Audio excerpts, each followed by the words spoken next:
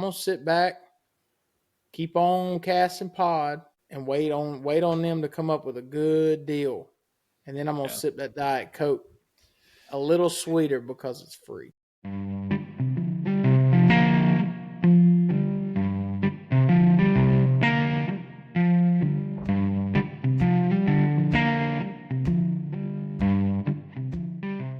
Welcome back, everyone. You've made it to the fourth episode of Pines to Pews podcast. Blake and I are back today. We don't have our lovely companions today as we did in episode 3, Blake. Dang, what are we ever gonna do? I don't know. We're gonna have to struggle to scrounge together some content for y'all today. It's crazy that you mentioned it, man. I was actually thinking about it today. You know, I was like thinking of ways to like subtly make jokes to hate on my wife. But then I thought, you know, like there's so many. We're gonna have to have them back on more times because there's so much stuff we didn't talk about or cover that would be like their area of expertise. So, you know, I won't spoil it by talking with you about it right now. But I think we're probably gonna end up having to have them back. I mean, we didn't even scratch the surface with sourdough or, you know, all that fun stuff. One funny thing. Yeah, I wasn't interested in scratching the surface with that. You live and breathe sourdough every day, don't you? Well, I mean, and I like sourdough. I'm not even actually hating on it. It's delicious, and she makes it like it's incredible. She'll make like cinnamon apple. Like, I mean, you name it, pumpkin. Like cinnamon raisin. If you could think of it, she's made some kind of sourdough bread, and when it's hot with some butter slapped on it, oh, dude, boy, it ain't much you can't better. beat it. You can't beat it. Mm-mm. Everyone, just if you're watching the video today, you're gonna have to just bear with me. I'm trying out a new camera, so it keeps autofocusing and going fuzzy. So. It don't like ugly. It's trying to get rid of it. It just can't. If it don't like ugly, then we're gonna have some big problems in this. Yeah, man. So. The only reason they ain't doing it to me is because I don't have that camera. Yeah. The anti-ugly camera. Well, did you get plenty to eat last week at Thanksgiving? Yeah, dude. We're still eating on it, and I usually stay on a relatively strict diet. But we had so much leftovers that I'm just like, I just had to say, forget the diet all on into this week because I'm trying to hurry up and finish it. My brain goes like 7 days with food. I don't know if I don't know where I get that from, but I feel safe eating leftovers for about a week. Yeah. So I still have about a half-gallon bag of dressing that I hadn't got through. I've been eating it with everything. Hey, you still got 3 more days as we're recording this. So we made gumbo with leftover turkey. That's where we're at with this. Come on now, son. And then today, let me tell you something.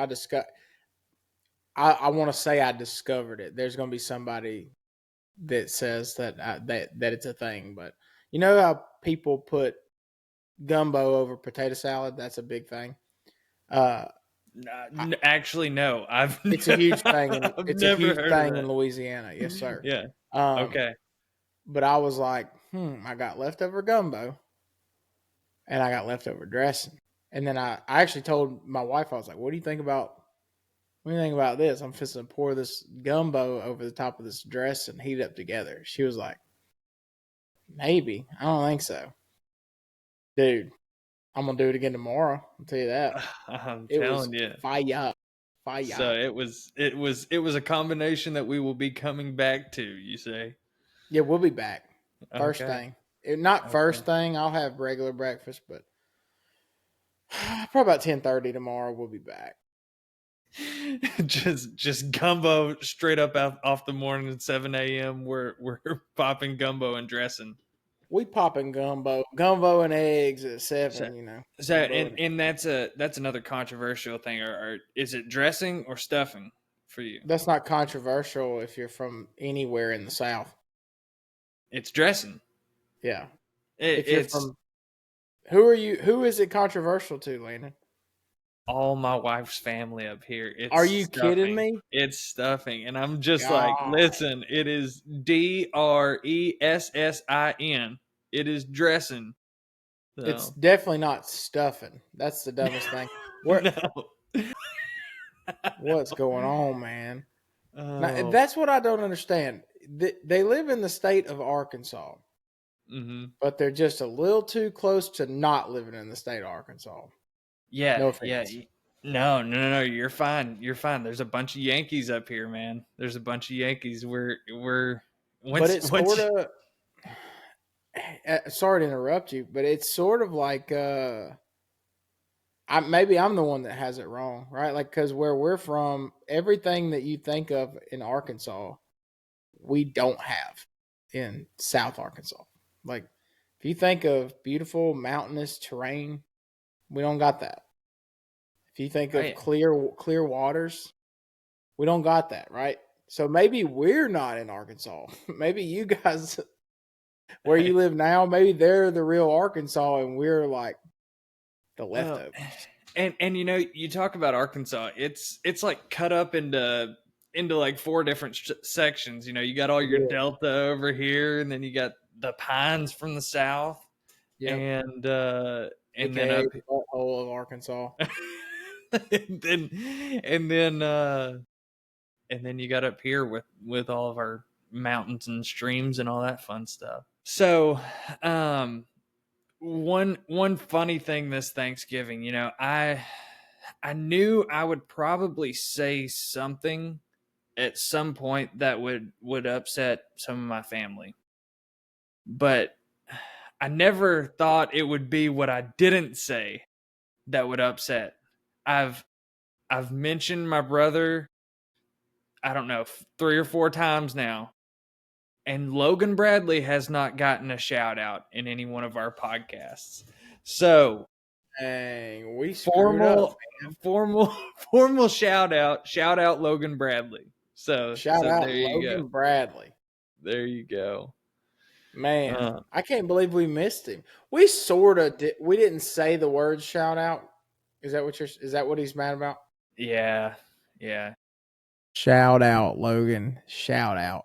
Yeah. We talked about Logan in a positive manners multiple times. We did, and negative whenever he broke my wrist. That's just you. I didn't say anything negative about Logan. But, not that I'm opposed to it. I just didn't.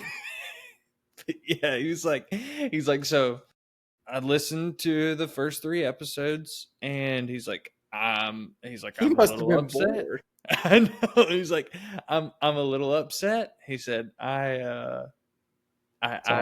he said Todd McManus got a shout out, Scott got a shout out. He's like, even Brian and Kevin got a shout out, but Logan Bradley didn't get a shout out. So we just got to get that out of the way to start this podcast off. So happy to do it. Sorry, Logan. Yeah. Our bad. Dude, and then something pretty cool that I was not expecting from our Thanksgivings this year is Hudson, my oldest son, my 4-year-old, he volunteered to pray at every Thanksgiving we went to this year. So that was awesome. He just amen. His prayer is short and sweet and simple, and I love it. It was, dear God, thank you for this food. Thank you for my family, and thank you for Jesus. Amen. Hey, that's pretty elaborate for a 4-year-old. My whole household says, "What more do you need?" Food. Amen. Yeah. Hey, as long as they're thanking God for something, we're winning. Exactly. I agree. I agree. How speaking of traveling and for Thanksgiving, how do your kids do traveling and in a car and all that? They do pretty good.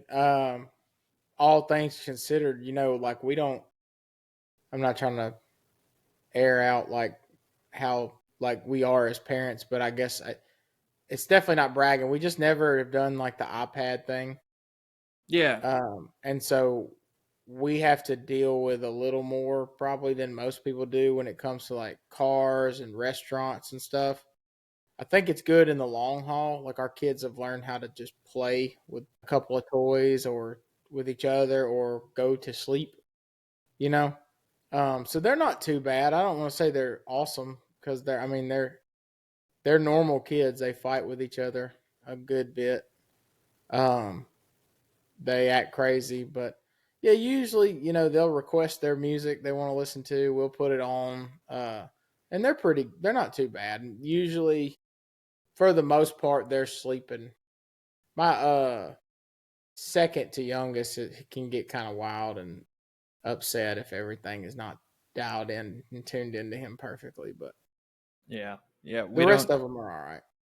We don't have any tablets or anything either, and don't really let them get on our phones. It's and it's not like, hey, if your kid gets on the iPad and on your phone, I'm not like, I completely understand. Yeah. That's exactly. That's why I Not, hesitated. yeah, but Yeah. we kind of try to avoid it as well too. But on our way back, we got, it's about 5 hours from Smackover to up here. So wife propped up my phone, put a movie on. Well, yeah. We had to have a movie going for a little bit of that ride back, because it was just like about hour 3 kicked in, and Yeah. And we I'd be had lying if I said we we, hadn't done that. we had to intervene. I've done that. Yeah. Oh 100%. man. Yeah, a yeah, hundred yeah. percent. But yeah, as far as like, it's not the norm for by any stretch, but yeah, we've definitely done that. Yeah. Yeah. What so how long were you guys? Did you guys go down for a couple of days and then drive back? So I didn't do a we same day turn and burn. no, we actually, we had Thanksgiving up here on Thursday. Came home on Friday, or came home. We went down to Smackover on Friday, and then came back on Saturday afternoon.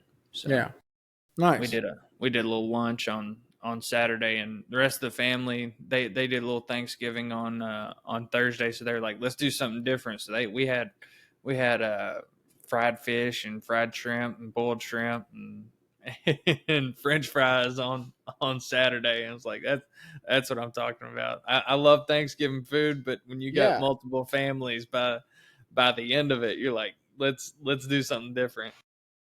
Did Nani make buffalo chips? No, she didn't. She didn't. Hey, I was Um, at Gaga's the other day. Gaga made buffalo chips. She There's always does.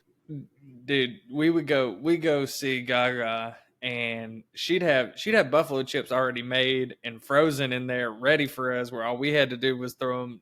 I say all we had to do, we still didn't do it. Gaga would throw those things in the oven for us, Yeah. and we was ready to go.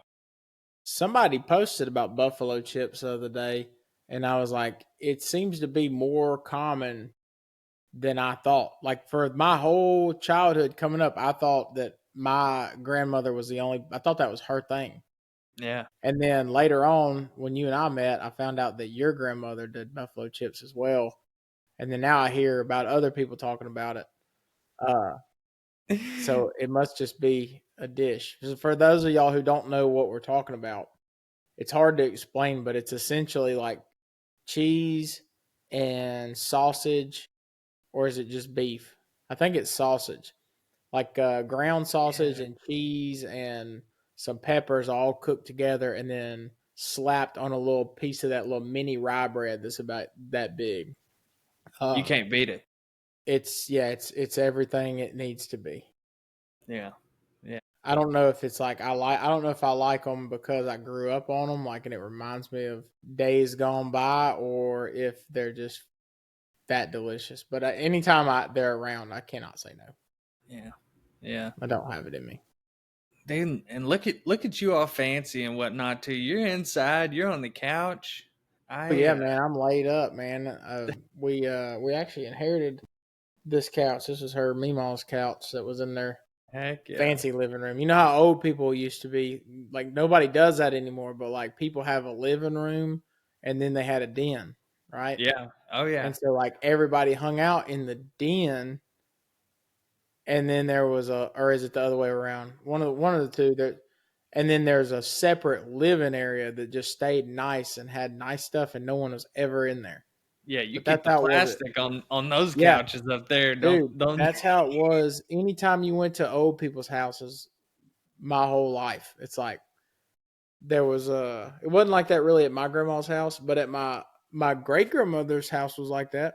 She had a Oh, yeah. living room where everybody hung out that had like carpet and like the normal couches and like recliners and stuff. But then if you went in like the front room that was like a the preserved room, I don't know. It's like quiet in there and there's a bunch of like glass figurines. It looks like an antique shop. And like that's where you got the plastic on the couch and hardwood floors and it's like where you keep it I don't know. What are you keeping this living room for? Yeah, I guess I that's don't why know. people quit doing it. It looks pretty. It looks pretty, you know. Depends They on got your to show off definition of their pretty. decorating style. Oh yeah, yeah. It's big. Hey, it was big back in the day. Yeah. Oh yeah. I had to throw the old jacket on up here. I'm out here roughing it in the garage and Oh no, I'm not doing that. I got the fire on back behind me. oh Over no. in the, It's yeah, over in the other room, I got the fire on. I got the heat set on about 68. I didn't want to get too crazy and run 70. You know, oh no. Oh no. gas bill and You all. get hot. You get hot too. Yeah, You keep I don't want to get too hot. You know. no, I don't know. We can't have that. We can't have that. No. Wouldn't want you getting flustered. So Yeah, you know what happens? I get warm and I don't have any buttons on this shirt to rip. for for that's a it's not even really much of a story, but it Blake Yeah, had a rough time one time and Superman his shirt just ripped it right off and yeah. I don't know but what it is, man. I was like, it was like the coldest. It was like super cold that day, like unbelievable. Like I had to be in January, and me and Landon and a couple other guys we used to always hang out with and hunt with, were walking into a duck hole where we would most likely kill no ducks, it wasn't and a short walk. it wasn't a short walk. And I think we got kind of like we got lost, and I was like freezing cold, and I was so cold I couldn't quit thinking about how cold I was. And at some point, I went from being cold to like as hot as I've ever been in my entire life. Like, couldn't get hotter if I tried. And at that point, uh, I was trying to take my shirt off, and I like rolled my waders down, and I had my button down bottom land shirt on, and I was trying to take that shirt off, and it wouldn't come off, and I ended up just grabbing it and ripping like 3 or 4 buttons until everybody started like Yeah. laughing and be like, "Whoa, whoa, whoa, whoa, what are you doing?" And then it must have been kind of like a panic thing because as soon as y'all started saying that, I like stopped ripping it and got cold again. So it was horrible. Do you remember how I could still how I would stick my hands in the water and Yeah, it'd be steaming? you had that good circulation. You stick your hand in the water and still be warm. I still to this day don't think my wife believes me that I can do that. Oh yeah, I And can I may verify it. not I've seen it. I may not have the power anymore. But at one point in my life I was able to do it. So The that's only things like when it comes to cold, I've learned I have to protect my feet and my hands. Those are the two things that will take me down, bro. yeah. But beyond that, it's like as far as wearing a bunch of layers and stuff, I don't really have to do that. Like I don't have to like wear like an incredible amount of layers like all the old people did whenever like I was growing up there. Like you got to put on like 3 layers and then your coveralls and then your jacket. Like I don't have to do all that. Like 2 layers will do. But I gotta We got put all this something on them. technology now. I gotta put something on them hands and them feet. If I don't pay attention to them hands and them feet, I'm going home pretty quick. Have them old white waffly long johns on. Dude, I wish I had some. It's crazy you mentioned that. I went deer hunting this weekend And I got up and it was colder than it's been, so far this year. Mm-hmm. And I literally had the thought, like, let me throw on my long johns today. And then I was like, I ain't had long johns in probably 15 years. Go ahead and post that. When was the last time you owned some long johns? Yo, hey, let us know in the comments when's the last time y'all had some long johns. And I'm not trying to hear about no Under Armour, this and that. No, old school cotton long johns. I'm talking, and I'm sure you get on Amazon, you can find some, but what store are you going into that still has those old long johns in there, Bro? Can you Hey, get them at I Walmart? actually do have the red jumpsuit. You know what I'm talking about? The red with the flap on the butt? With the flap on the butt. I got it in the closet, bro. Oh my gosh. Yeah. We bought them for we had like a Christmas pajama party like 10 years ago, and we bought them while I wore it over there. Oh gosh. I don't, that sounds like a story we probably can't share on the old podcast. Anything from back then we can't. Yeah. No, there's not a lot. There's not a lot from back then that I can share too much of, unfortunately. I'm I embarrassed. like cracking my cold Coke Zeros fresh on the air. I feel like it does something, helps out our it's probably going to help out with the algorithm, I think it will, yeah. It'd be better if it was a Diet Coke, But I'll tell you what about cracking them while we're on the air, man. I think you're right, because my Diet Coke is empty. Yeah. Because I cracked it while I was waiting on you to get ready to start. And then I just sat here and drank it. While you were waiting to cast the pod? Yeah, we were waiting to cast some pod. And I drank all my Diet Coke, so we're out on that. So another thing I was just thinking about right now, have we given old Jake McCorvey a shout out as well too? Shout out Jake McCorvey. Yeah. We will have you and Mean Mike on the pod. Yeah. It's going to happen. And we don't have to tell all the stories, Mean Mike. We can keep some in our pocket, okay? Exactly. And we can just tell the stories and just leave some parts of them out. So yeah, easy. Oh, and if I accidentally tell it, we'll just cut it. Yeah, we know the editors. So or we'll turn it into a reel and put it on TikTok. Yeah. Which we know nothing about. So. Which we don't know anything about. So don't worry. If I put it on YouTube, thousands of people will see it. If I put it on TikTok, nobody will see it. So here's another. Hey, let us know if y'all know about algorithms. If you've got a TikTok, I didn't pay attention in Miss Childers' class. So I don't know about algorithms. Shout out Miss Childers. Hey, and Miss Miller. I thought about that the other day. I think we gave Miss Childers a shout out the other day, but Miss Miller, she was my math teacher that also I didn't learn anything from. So shout out Miss Miller. Yeah, I had her for AP Calculus, and I think I was ranked in the top like either 100 or 1,000 in eight ball pool on mini clip. Oh yeah. So I was mini clip, bro. I forgot about me. Yeah, I was. Is it still a thing? Fantastic. I'm sure, viruses and all. I feel like I played a monster truck game on there. You probably did. I like you weren't sophisticated enough for the old 8-ball pool tournament. No, that would have never been my game. More of a monster truck kind of guy. Oh man, Miss Miller though, man, she was way too kind to us. I mean, I should have gotten in trouble a lot more times than I did, but yeah.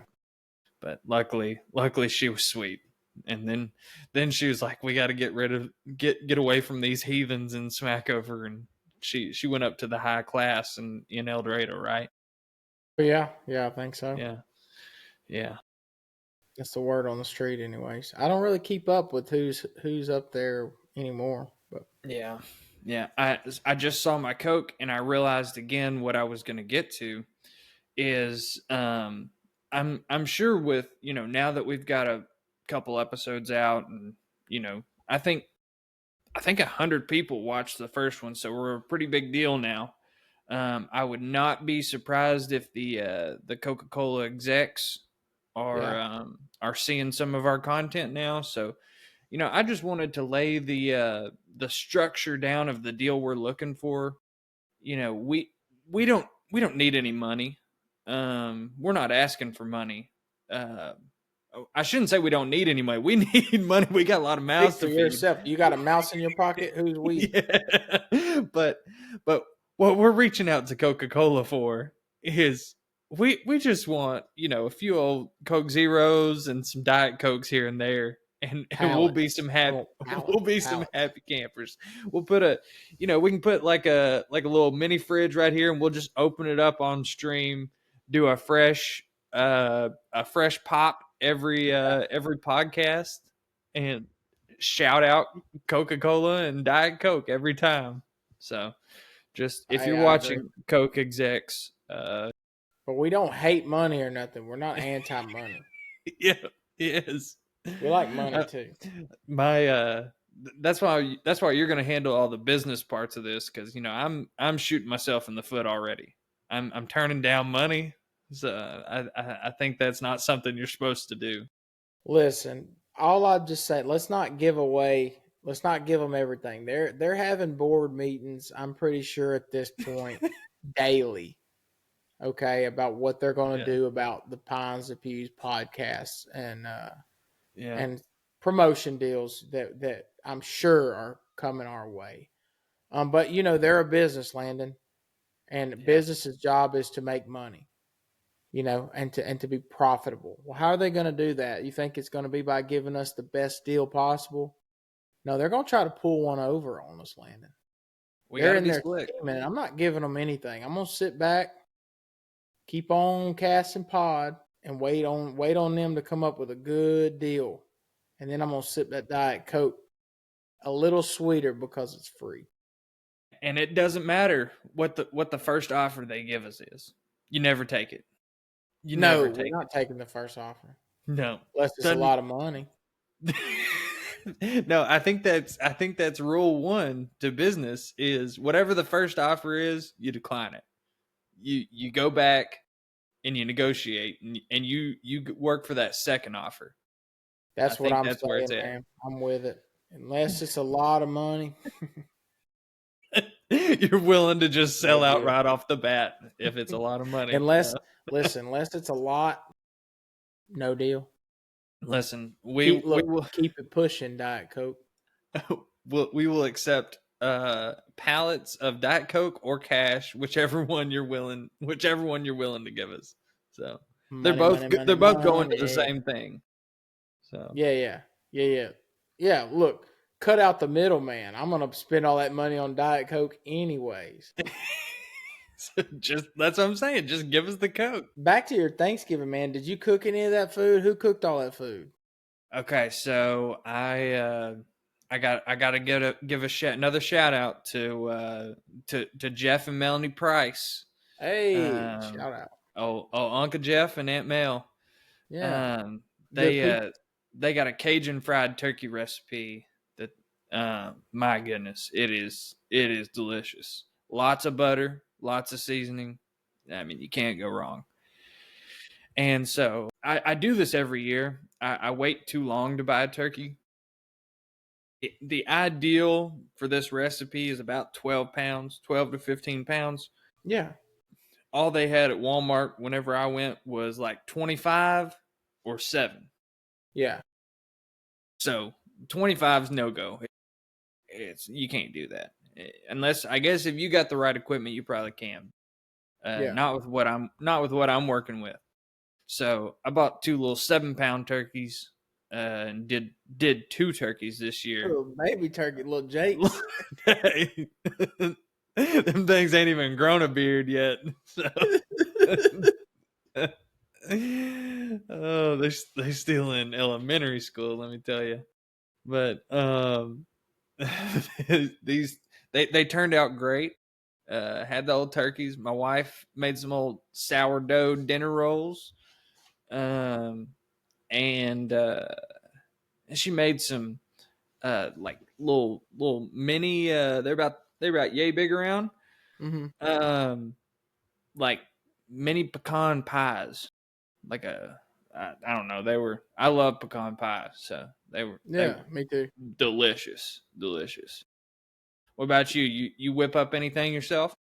Yeah, we did most of the cooking for the lunch that we went to on Thursday lunch. We did so back to real quick for on the turkeys. I'm gonna tell you what to do next year, man. So do y'all have Brookshires up there? No Brookshires. We got harps. You need Brookshires. So you don't. I bet you. So do you watch like I guarantee you don't. You know, like the weekly ads that used to come in the mail that show the sales at the grocery store. I'm a big fan of them. So am I. So every year there's two deals that I look for all year long. The first one is usually the week before Thanksgiving. They do it at Brookshire's, and then Brookshire's owns Super One, so sometimes you can catch it at Super One too. But it'll be buy a spiral ham, get a turkey for free. Come on now. Yeah, or you can do the giant pack of bacon, like the thick cut, expensive bacon, get a free turkey. Is this limit to one per sale? Is 2 deals per household, so it's essentially 2 deals per visit. Okay. See what I'm saying? Okay. So like you could go in there, but you could, so you could get a ham and a turkey, and then also get a ham and bacon. Yes, and then you'd be done for the day. And then they'll also, which I'm wondering with the price of beef, the way it's been this year, if I'm going to see this deal. I've been waiting on it. I feel like it usually is like this week or next. They'll do ribeye roasts will go on sale for like $5 or $6 a pound, which is super cheap. So every year for Christmas, I usually do a prime rib. Okay. And then but not because we have any money. I just get that specific sale at Brookshire's for super cheap, and then I'll buy like a handful of them and freeze them so that you can cut them into ribeyes for later. Because I don't actually care for prime rib at all. I'd much rather just cook a ribeye. But I get that deal every year. So, but anyways, on Thanksgiving, how long is the how long's the line behind you with all your coupons you've cut out? No, you don't have to have coupons. Oh, okay. It's just a sale. It's the sale that's going on when the deal comes out. It's just like the weekly ad, so it'll say from this date to that date, and that's the dates you can go in there and get it. Okay. For the sale price. I think you have to have a Brookshire's card, like the thank you card or whatever, in order. You just scan it though while you're checking out. Sweet deal. I'm really wondering about the ribeye roast this year. I bet money it's either the sale is going to be like $9 a pound, or it's not going to happen at all. But I will see. Shout out Brookshire's / Super One. Keep it coming. I don't shop. Y'all are so expensive. I don't shop with y'all ever except for these deals. But the rest of the time, shout out Walmart. Y'all got my back. Yeah, anyways. So Thanksgiving. I did the turkey and the ham.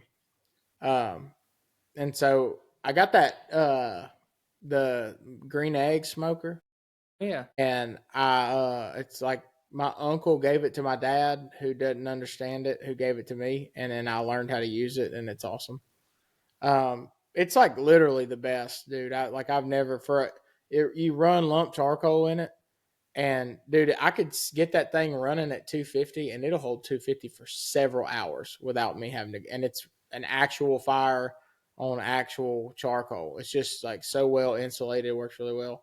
But I do these turkeys for about probably the last 5 years over at MA's Families. I've been the turkey guy. And so like we're cooking the turkey and bringing it all the way up there, and I do them like drunk chicken style, the same way you do like where you have the stand and you put the beer in it, and then you have the chicken on. I stand that turkey straight up on one of those, and keeps it from drying out. Yeah, it works really good. So what I do is I take a can opener and take the whole lid off of the beer, and then I pour about half of it out, and then I season up the beer, and then I season up the turkey real good, and then I'll stick like a half of an onion in the neck, to just completely trap the moisture in there. Yeah. And you using the onion as like a gasket. Yep. There you go. Yeah. There you go. And it works really good, dude. I cook chicken like that probably once a week over here at our house. We'll do one night a week will be a whole chicken. I ain't as fancy as you, Blake. I had to go with the knockoff. I got the old charbroil acorn. Yeah, but it's the still same thing as the green egg. But yeah, do you love it? Yeah, absolutely love it, dude. It's the best once you learn how to use them. Once you learn how to so evenly too. Yeah, I've talked to a ton of people that have them that think that it's a grill, and it's not really a grill. It doesn't even make that good of a grill. But you can use it as a grill. 100% you can, but it is a fantastic smoker.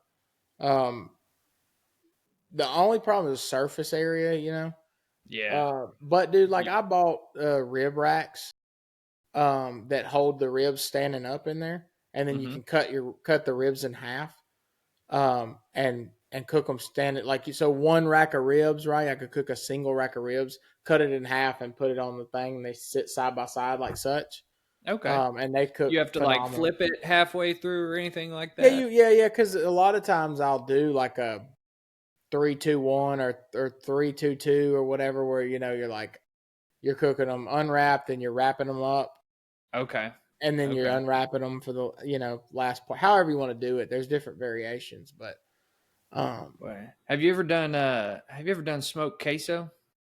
Yeah, it's awesome. I'm all about some smoked. I like queso. it in a cast iron skillet on the smoker. Yeah. Oh yeah. But I've done it even in those aluminum pans that you get from the grocery store. Yeah. That's what I've done them in that before. It's unreal. It's so good. Yeah. Oh, dude, it's fantastic. It's fantastic. My absolute favorite though, for some reason here lately, has been the drunk chickens. Yeah, you're on like it. We'll do that, and then we'll have like some corn in the oven. Sometimes if I have room on that, because I built a rack for my green egg that elevates stuff up a little higher so that you can put stuff under it, Yeah. But I don't like to put I don't like if I was doing like beef or something, I wouldn't care. But with the chicken, I don't really like to put like corn. I don't really put anything under it. It's like dripping, I don't. Hey, and while we're talking about, you just said beef again, and I mentioned my father-in-law, and this didn't come from him. Hey, no. I'm just saying. He raises beef. Yeah, on the side after it gets done tinting windows. Exactly. But I never shouted out his business. So it's his business is Fathead Farms, something that you can relate to. So you know what? I should have seen that coming, man. It's a betrayal. No, but for real, I think he might have a little like copyright infringement type thing going on with me. Because I've been fathead my whole life. Hey, well, is every head of cattle fat, or does he have a fat head? He has a fat head. Okay, cool. Well, what's up? Yeah. Hey, look, Travis. Shout out Travis Vandervoort. Hey, that's a name there, boy. I'm telling you. I told my wife when I first met her, I was like, man, it sounds like you come from royalty. Vandervoort. Yeah. But Yeah. He's got to be cool. She's cool, so he must be pretty cool. He is. He really is. And his window tinting business is called Shade Makers. And get right to the point with it. Dude, their slogan is sticking it where the sun don't shine. That's what I'm talking about. Oh, dude, I love it. I love I it. like it. I like it a lot. That may not even be his slogan, but it's on T-shirts, so it might as well. If it's on a T-shirt, that's his slogan, straight up. It's gotta be. It's gotta be. So you remember that old camper we had? Yeah, man. the camo one. It's so crazy, because you hit me up and we're like, "Hey, you were at Thanksgiving, right?" And yeah, tell me how it came. Did someone ask about it or bring it up? No, I was just thinking about it. I was just thinking about that old camper because we had it for such a short time. It was so crazy that you mentioned it because I was literally over there and all my family was asking about the podcast and everything and putting in their 2 cents and all that stuff. And then my dad was like, "Hey, you need to tell them about that. Oh, you remember that old camper you and Landon had? You need to get on there and talk about that." And I was racking my brain I was like, it's not really that good of a story, But then you mentioned it and I'm like, so I had to kind of and a lot of times do these stories, I don't know how you are, but I haven't just put it in my phone as a reminder to stop and think about these stories every year so you have to think hard about it to talk about it because, you kind of remember the big pieces and then you kind of just almost wash the rest of the story. And this one was kind of like that, but the more I thought about it, the more that it started to come back to me. Yeah, and it was one of those that the more I thought about it, the more just there was some bad omens around that camper or something, but yeah, or us, arguably us. Right. You can't really say there was bad omens around it whenever we bought it for a couple hundred. We bought it for a couple $100, and then you should expect things to go wrong with it. So kick us off, man. Did we was it Facebook Marketplace back then, or did you find it on eldoark.com or where because I actually it's not even funny, dude. I used to buy stuff off of EldoArk all the time. Hey, we were all on it looking for John boats and campers. But you found it, right? Am I right? I did. And it was what, probably a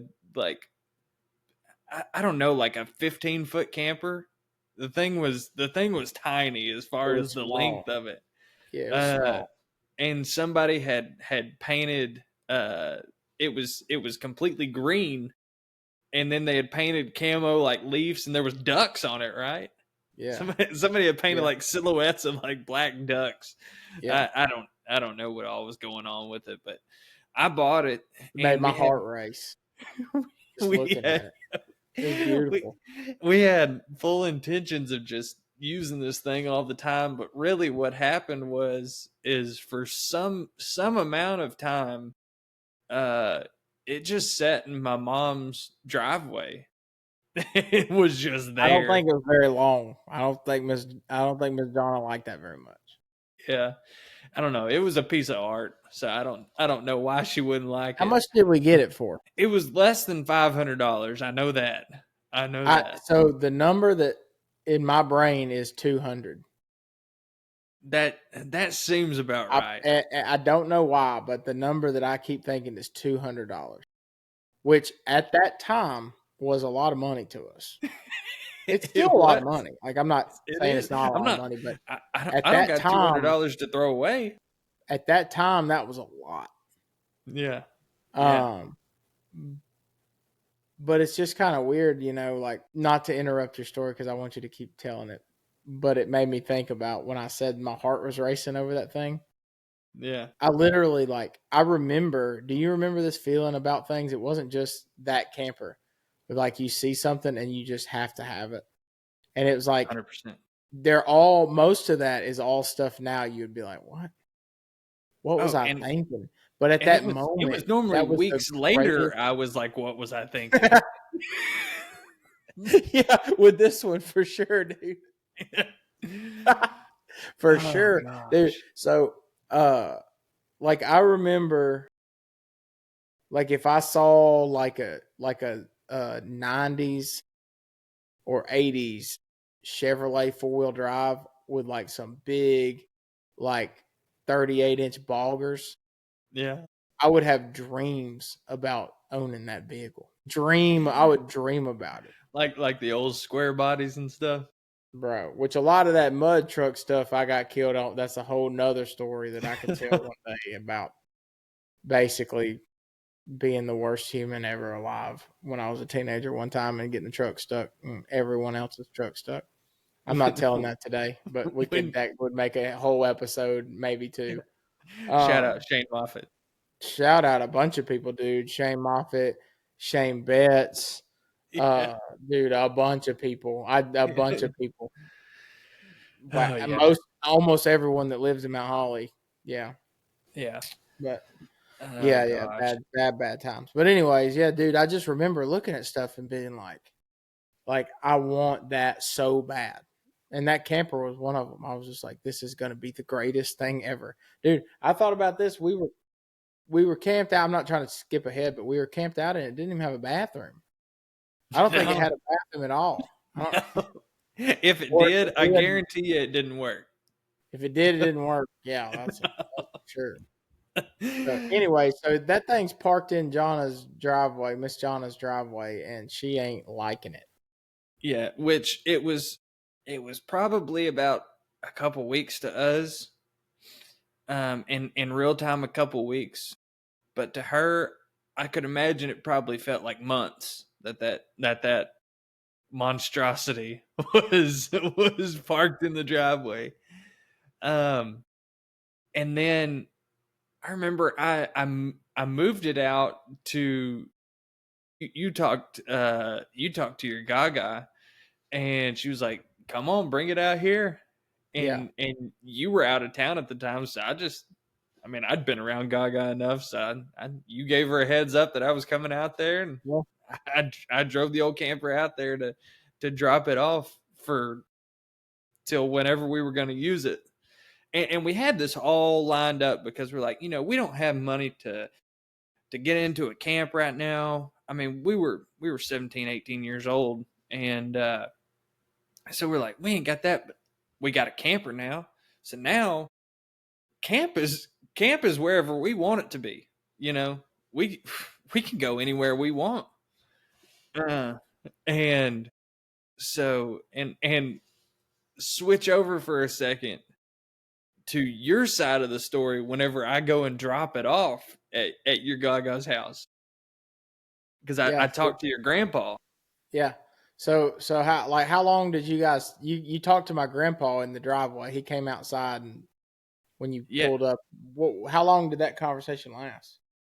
10, 15 minutes, I'd say. We actually talked for quite a while, which was surprising to me because I hadn't talked to him a whole lot, but he was just like really talking to me and investing in what's going on in my life, how I've been, all this. So then you get a phone call. So I found out why he was so invested in, because I loved Benny Don to death, rest in peace, a great man, but he wasn't invested in really anybody's life.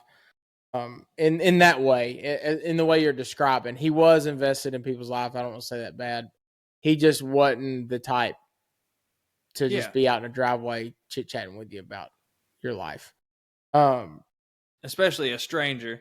For the most part, yeah. Which you weren't a stranger. I wasn't a stranger, which is what makes this even worse. But whenever, like, it was like the next day or whatever, my dad was like, "Hey," because I was out of town. He was like, "Were you in town yesterday?" And I was like, "No." He was like, "Well," he was like, "Your poppy called me," or he was like, "I was talking to your poppy, and he said that you had brought that camper out there to park it, and that he had a real good time talking to you for about 20 minutes in the driveway." My own granddad, who I see, it's not like it wasn't a long lost granddad. I was at their house a lot. I spent a lot of time with him, but he talked to Landon for 20 minutes in the driveway and thought it was me.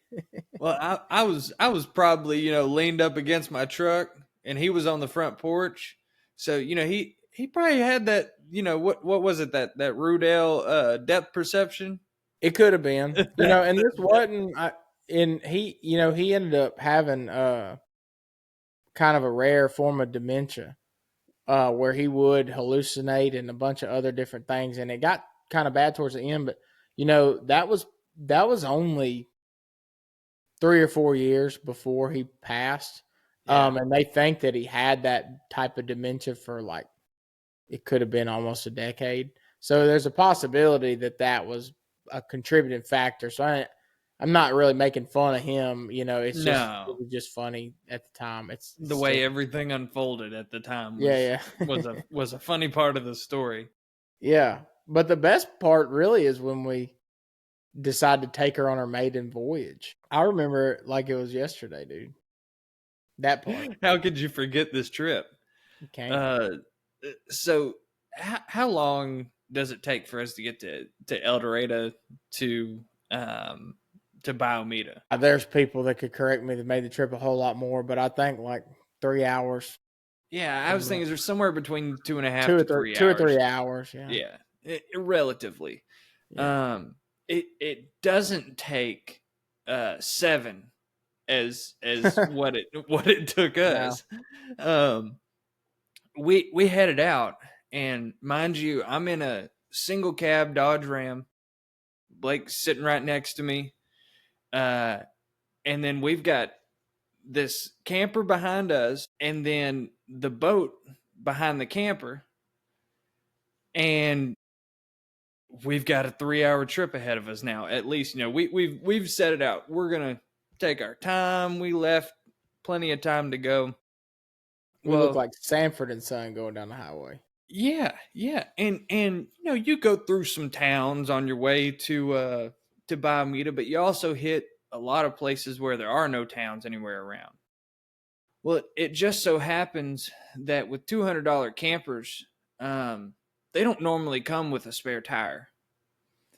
And also $200 campers a lot of times have dry rotted tires on them. So we made it about, 45, 50 minutes down the road, long enough to get in the middle of nowhere. And tire pops on us. Well, we've got no spare. We got to figure out what to do now. So we figure out where the closest town is. And I think we were 20 miles from the closest town of anywhere where we could get a spare tire. So we unhooked the truck from the camper after we've got it jacked up and everything. We unhooked the truck from the camper. And then we unhooked the boat from the camper, hooked the truck up to the boat, take off down the road to get a spare tire, 20 miles this way, bring the tire 20 miles back this way. And I don't remember what happened at Walmart, but I remember there being some sort of controversy that added to our dilemma of getting a spare tire. I think we had to go back. I think we bought a tire rim combo, and I believe that it did not match the bolt pattern. That is exactly what happened. Stupid. We did not bring we had the old tire and rim in hand, which makes things even worse. And then we went all the way back to that camper only to find out that tire, that rim didn't fit. And then I think we took it back and they didn't have a tire to put on that rim. So they took the tire off of that rim for us in the tire center over there, I think, and put it on the old rim. And then we drove all the way back. I know it was pitch dark by the time we got to the campground at Biomeda. And I know it took us at least 2 or 3 hours from flat tire to being back on with a tire on the road. Yeah. It was at minimum 3 hours. Yeah. I don't know how it took so long, but it did. So we get it back on the road, and mind you, we haven't even tested this thing out or anything. We have, know that the power works on it. So I mean, for $200, that's a win there already. I'm pretty sure something was living in it too. Like there was like a closet that we just decided mutually we weren't going to open. there was mice. No, campers like that don't have mice in them. They got rats. Rats, baby. And possibly Smoking Dave. We're not sure. It might have been a hand-me-down from Smoking Dave. So before he got his Winnebago. Yeah, dude. So, but so we get it back on the road. We finally, somehow, by the grace of God, make it to Biomeda with all the intentions of going hunting the next day. And by that time we're like, with all this going on, there's no way we're not going to kill ducks the next day. Remember what we were watching in the camper? I don't. You had Never Back Down downloaded on that MacBook. I'm telling you. And you were like, I watch this every day. And so you had it. We were in high cotton, man. We were laid up in that stinky old camper in our sleeping bags. And you were like, I'm going to put this up on the counter so we can both see it. And we watched Never Back Down on that little screen. Yeah. You couldn't have told us we weren't somebody right then. And it was pouring rain outside. And it was leaking. Yeah. And we did not go duck hunting the next morning. all that. We didn't even go. No. After everything that happened, I just remember that alarm going off the next morning and just hearing that rain hitting that tin roof. I said, you wanting to get up? And you're like, not really. I was like, me neither. Let's go back to sleep. So all that. And, then I want you to continue on with how did it end up working out with our deal to leave the camper? So I don't remember exactly. Shout out Tyler Rogers though, because it was I think him and another guy and maybe Josh and Delray. I don't remember who. It was like a small group of them that had a camp. I don't know what the deal was, but it wasn't like some of the older camps they had where there was like 50 people in it or like 10 or 15. They had a camp that was just like a few of them, and it was like a nice place over there. And Tyler was like, for some reason, I think we were like, we're going to come back up here. And so, but we don't have anywhere to put it. And I think Tyler was like, yeah, just go put it over there. Just park it over there at the camp and then just go get it when you come back and just go get it. Yeah. And, bro, we never went back and got that camper. If you've seen a little tiny camper, bro, with ducks painted on the side of it, let us know because I own it. You deserve to have it. Whoever has it deserves to have it because we didn't deserve to have it. No, we left it sitting out there, man. And the worst part is that like Tyler, I remember Tyler being like, "Hey, are y'all gonna go get this camper?" Like, hey, what are we doing with this? What are we doing with this camper? Why is this camper out here? It's just like, I don't know. Ask Landon. Like, man, I'm in Oklahoma. I don't know. I can't come get it right now, dude. We were terrible, man. Dude, to say the least, man. It's so funny. That story is funny and interesting. It's kind of embarrassing, really. It doesn't make us look great, No, but not much does, brother. Not many of our stories do. No. Bless our hearts. But it is. So that story was something we agreed we were going to talk about, and one of the reasons was because, all right, how are we? Because y'all know by now we ain't getting out of here without a little bit of the word and a little bit of wisdom from the word and kind of relating our stories back to it. And this one was kind of cart before the horse. It was just a story we wanted to tell, and then it was like, well, how does this tie in? I would love, by the way, if anybody wants to comment or let us know other ways you would tie in biblically to this story. We're all ears. We constantly want to learn more about the word. But and I'll just be honest there. there's a sermon series going on at my church right now, Stewardship. So none of this is like original content. It's fresh on my mind. So when I got to thinking about all right, this is probably the best way to go with this is stewardship. Because honestly, a lot of our stories are like this. It's like not being a more good than I'm proud of, steward, for sure. not being for sure, not being a good steward of the things the Lord has given you, right? Not to make it into some big, I'm not trying to insinuate that this camper was a gift specifically from God to further His kingdom. I don't know about all that, but I know that it was a blessing and could have been a blessing to us. And just like you described, man, we didn't have anything. We wanted to hunt where the big boys were hunting, and we didn't have a camp or nothing like that. And all we really had to do was we could have spent a very minimal amount of money to get that camper just right. A little bit of time, going and getting it. And we could have had a little something that would have, kept us out of the rain, kept us warm, and had a place to stay and a little mobile duck camp, had we been good stewards of what we were given. Sometimes I think people look at it and be like, man, this camper is a piece of junk, man. If I ever have a nice camper, I'll take care of it. But will you? Will you? Because what's a nice camper? There's always a nicer camper. Like if I go buy, and if I buy the very top of the line camper right now, if I could afford that, and I go buy the top of the line, fifth wheel, loaded out, guess what? Even if there's not a better camper right now, there will be next year.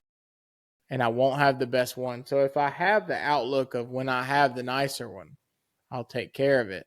I'm only lying to myself, because even a $200 camper that you and I were able to afford at that point in time, there had been times before that where we wouldn't have been able to afford a $200 camper. Yeah. So that's what stewardship is to me. The scriptures that we kind of brought into play today, we'll be looking a little bit in 2 Kings, and then in a story, and then just another verse in Luke 16. So I'll start with the 2 Kings. We're in 2 Kings 4, and I'm going to read, Landon, if you don't mind, I'm going to read them through. Yeah, no, go for it. It's seven verses, so it may take just a second, but I thought about ways to kind of give the cliff notes on this, and I just don't know how. So I'm going to just read it and kind of go from there. And then keep in mind, y'all, this is definitely talking about this definitely relates. So we'll start in verse 1. Now there cried a certain woman of the wives of the sons of the prophets unto Elisha, saying, Thy servant my husband is dead. And thou knowest that thy servant did fear the Lord, and the creditor is come to take unto him my 2 sons to be bondmen. And Elisha said unto her, What shall I do for thee? Tell me, what hast thou in the house? And she said, Thine handmaid hath not anything in the house, save a pot of oil. So she's only got a pot of oil. And he said, Go and borrow 3 vessels abroad of all thy neighbors, even empty vessels, borrow not a few. And when thou art come in, thou shalt shut the door upon thee and upon thy sons, and thou shalt pour out into these vessels, and thou shalt set aside that which is full. So she went from him and shut the door upon her and upon her sons, who brought the vessels to her, and she poured out. And it came to pass, when the vessels were full, that she said unto her son, Bring me yet a vessel. And he said unto her, There is not a vessel more. And the oil stayed. Then she came and told the man of God, and he said, Go, sell the oil, pay thy debt, and live thou and thy children off of the rest.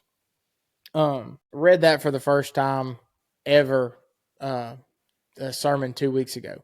I'd never heard that that specific story in my entire life. But I love it because she didn't have anything. And it was kind of a mixture of faith versus also showing, she had to do with what she had. She came in it with faith, but the Lord had given her just a little bit of oil. But she was able to do way more than anyone could ever imagine with just that little bit of oil that she had. Took her way far, but she had to have the confidence in what she had, and she had to be faithful in what she had.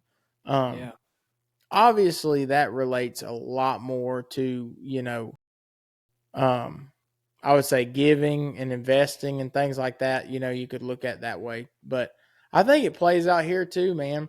I think, when if there's any young people, young duck hunters and deer hunters and stuff, listen to this, and you don't have a lot of money, you don't have a lot of like ways to get the things you want.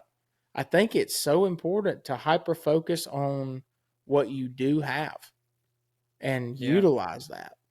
What do you have right now? Don't worry about what. There's always going to be somebody that has more. If you want a big fancy duck camp, there's going to be a bunch of people that got that already. And the minute you get that, you're going to be looking at the people that have the private land that they hunt, and the minute you get that, you're going to be looking at the people it's never ending. The grass is always greener. It's always greener. It's never ending. And the reason that, if you find yourself not taking care of stuff and not treating stuff nice and being dumb like we were with this camper story, just ask yourself, like, am I telling myself it's because I think this is junk, and when I get the one I want, I'll be good to it?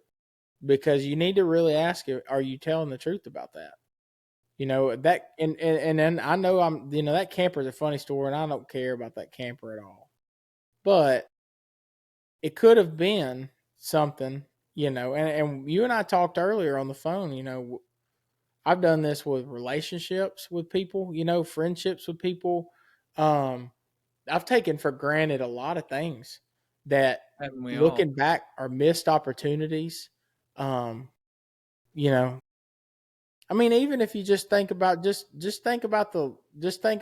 man. If we just put a little money every now and again in that camper, a little bit, just to keep her on the road, keep her nice, hold on to her. A few years later, you could have sold it for a little bit more money and maybe upgraded it. 100%. And at the very least, we wouldn't have thrown away a couple $100, you know? And or you use that camper, and you use that camper that the Lord allowed you to have, and you camp out up there, and another part of being a good steward would be to go hunting.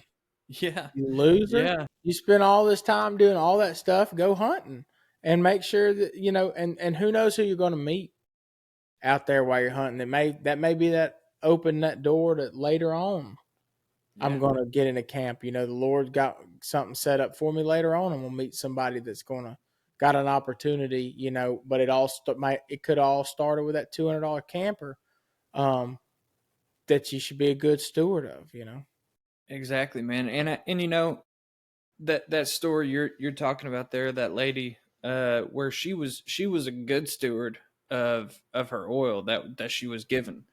And then it was multiplied, kind of what we're all going into here is we weren't a good steward with what we had done with that camper.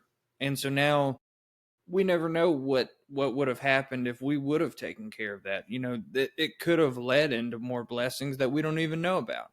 Yeah. We would have saved gas, not always doing it, but, and as well too, you look at your own life and, what God has done for you.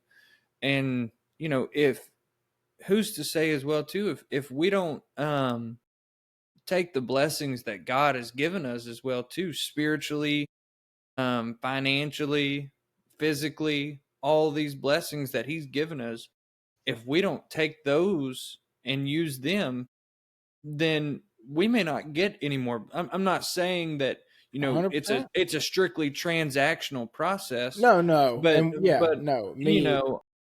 Also, I'm just talking about like our parents. If my mama or your daddy would have given us something and we threw it away, I can guarantee you they wouldn't have given us anything again, you know? Yeah, and to your point, man, you're talking about not knowing what could have been with that camper, and in a way, we're being silly. I mean, Yeah, but ultimately, it's true. You don't know what could have been, and what could have been is the multiplication, right? When you're talking about this lady who needed to pay a debt and only had a little bit of oil, but she was a good steward of that oil, and it was multiplied. Nothing was multiplied from this camper, so we will never know. But it's because we weren't good stewards of it, right? Like exactly. we were given something and we didn't treat it with respect and love and utilize it to its full potential. That's a part of stewardship too, in my opinion. Um, yeah, And which kind of we talked about Thanksgiving the other day. I think that's a big part of it, where learning to be thankful for things that will also motivate you to be a good steward. exactly. To that note, I have one more scripture, Luke 16:10. And this is just it's not a story, it's just a verse, but um, it's exactly what we just said. So, this is Jesus speaking. He that is faithful in that which is least is faithful also in much, and he that is unjust in the least is unjust also in much. Um, which goes back to what we were just saying. If you look at that camper as the least, it kind of just depends on your lease on life at the time. But if you look at that camper as the least, why would it ever be multiplied? You showed your hand, you know. Exactly. Exactly. And like I And said, this camper is just the example. I'm sure anyone listening could think like, what do I have right now that I'm not treating with respect that may be a gift from God that can be a vehicle that's going to take me, but I can't see the bigger picture. Um, and I just need to be faithful in the least. yeah.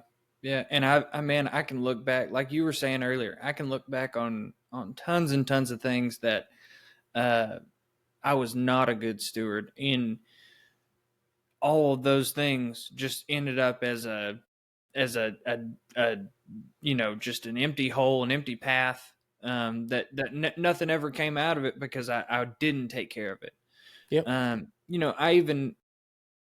I had the opportunity to go play college baseball and was pretty good, and I was blessed with some ability that God had given me because I can tell you there were a lot of other people who worked harder than I did, but I was able to be successful.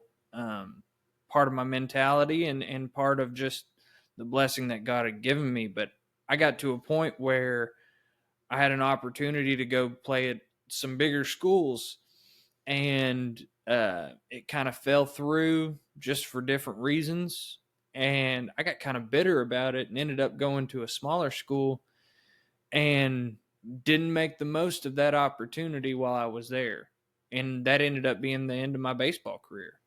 And I look back on that a lot and, think of like, if I had just been thankful that I was able to still keep playing baseball, what would have happened, as far as where would it might have still taken me, but also like, um, I just felt real selfish for not taking that where it could have been, And I think we all have moments in our life that we can look back on and that we're not proud of, but it's one of those things in our lives where you can either say you can just be upset about it and let it continue to just bother you and go on from it, or you can say, hey, this is where I've messed up.